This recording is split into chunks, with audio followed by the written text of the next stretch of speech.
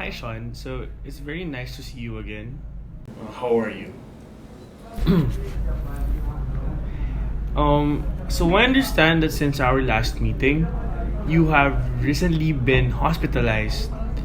So, would you like to tell me about it? Well, I've kept it under control for about a couple of years. Mm-hmm. And since our last meeting during my gap year, which was about 4 years ago, I've been doing quite well. It started when I put effort into my schoolwork. I started sleeping late. Then those things just sort of increase my stress levels unconsciously. Okay. Most of the students, from what I've noticed, were also pushing themselves to their limits, and some even took Ritalin. Mm-hmm. So, how about you, Sean? Did you take any Ritalin? Yeah, because I thought it was necessary at the time. Mm-hmm. How do you think, or how did it affect you? Well, it definitely increased my confidence. I could feel my momentum building up, and throughout the period, I was just relishing it.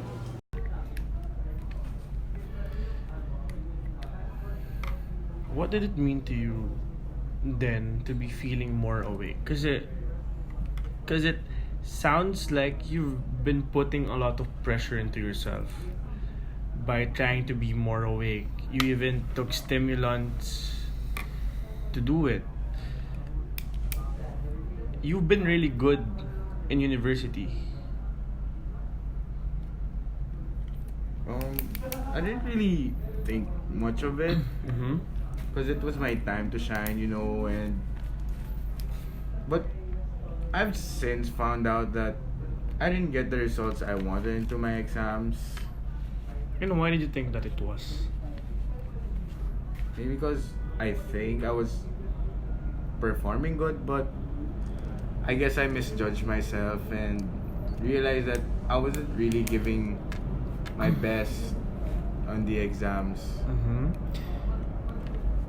So, what else was happening to you around that time? You talked about all the stress and the pressure you felt preparing and during the exams.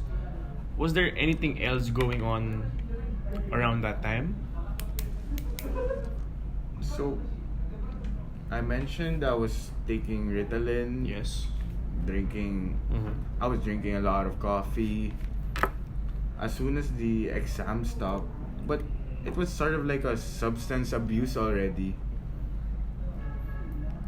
and I sort of grew into that person who I wasn't because I saw how everyone liked him, and I made sure to appear everywhere to be seen. Mm-hmm.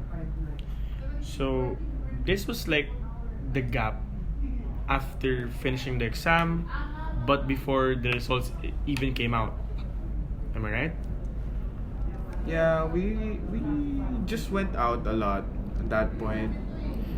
And you said that you were taking Ritalin and drinking a lot of coffee and using other drugs as well.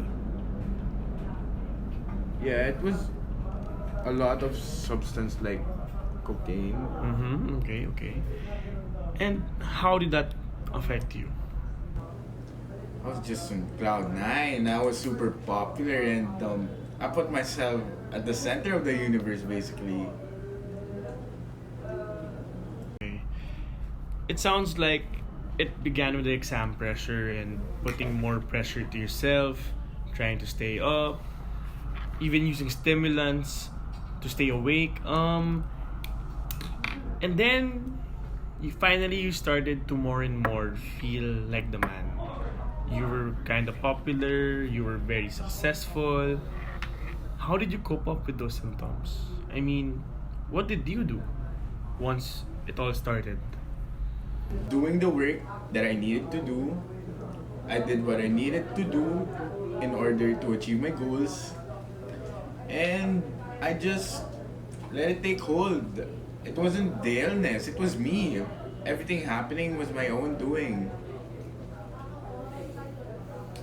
Okay. So you didn't want to confront it, right? You just let it roll. But on the other hand, you said that you kind of took it as evidence that you were very energetic, that you were very powerful, and this is how you saw yourself. Again, going back to that kind of beginning stage, where you started to stay up later and started to use those stimulants. I mean, how much sleep? How much sleep were you getting at the beginning? It gradually diminished from 6, 5, then it ended up at 3, even maybe 2. What kinds of things did you notice? Let's say, did you notice any changes from having less and less sleep? Were there any changes physically or in the way you think? Like anything? Changes, I think that the harder I work, the more that I have to do, Mm-hmm.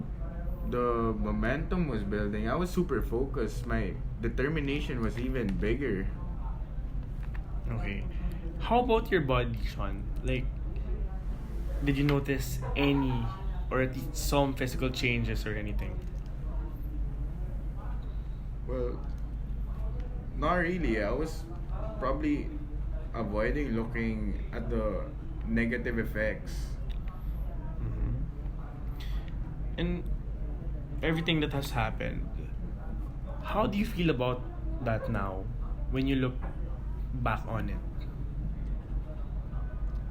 I think it's those moments where it's not just me, it's those closest and around me Mm-hmm. that suffers more, and that brings a lot of shame that I feel, you know, how much I affect them. So yeah.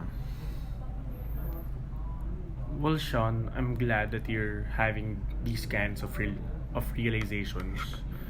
It is good that you know where, when, and what you did wrong, where you did wrong. Uh, you are doing good right now because you came here to seek help, and I appreciate it that you told me your story. You shared with me your experiences, and this is a good start. I'm telling you. For the next meetings, our next encounters, I hope that things can still stay the same. You telling me your problems, us trying to figure out what can be done for it. So, I think that's all for today, Sean. Because I don't want you to be stressed. I want you. I want you to know that whatever you said is enough right now, and I want you to rest. I don't want to push you more. And with that, I would like to see you again. Great. Thank you, Sean.